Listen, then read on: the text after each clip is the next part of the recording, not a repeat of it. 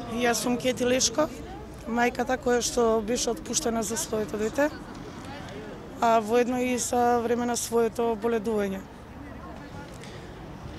Отказ го добив усмено на 5.1. Отидов на своето работно место после моето боледување и усно ми беше кажано што бараш ти овде. Реков, дојдов на работа, или како што е ред после боледување да се пријавам. Ми рекоа дека прво немам образ како лажов за дијагнозата на моето дете и ја да бидам присутна на работа. Барав отказ, ми рекоа ние така одлучивме, а за понатаму ќе видиме.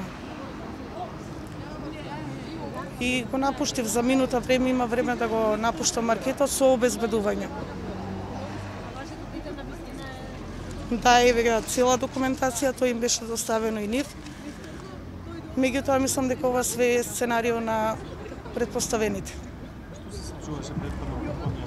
Претходно настана вербална расправија околу репрезентативен материјал, што за мене е беззначаен околу отказот. Меѓутоа мислам дека ова сценарио беше и претходно спремено, дали да дојде друга особа на моето место.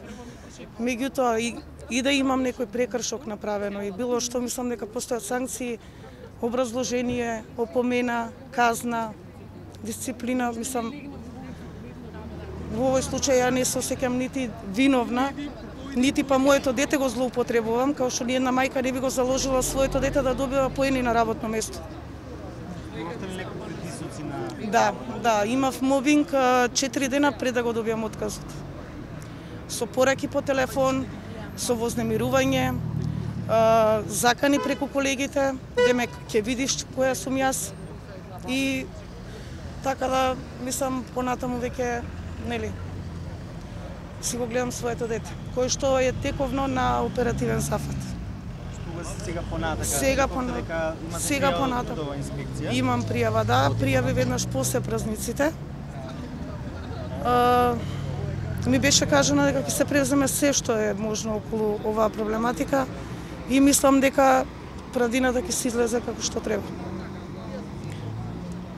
Значи не сум мајка која што ќе го вложи своето дете за да остане на работа. Мислам година и 1 месец ми беа доволни за да ја и претходно го направам тоа, не да очекувам после сето ова. 7 дена. И законски беше до 4, а јас сум одјавена на 3. Имам овдека и потврда од докторката, каде што пишува дека треба понатамошно нега на своето дете. Значи дека сум потребна на своето дете. Затоа што сепак тоа е дете и не може да се грижи само за себе после операција. Мојот сопруг трчаше, правеше. Дали мислеа дека ова ќе го злоупотребам јас детево за да го направам се тоа, не знам која им е играта прво. Не знам. Нити па имам отказно решение во писмена форма. Целото образложение беше ние така одлучивме.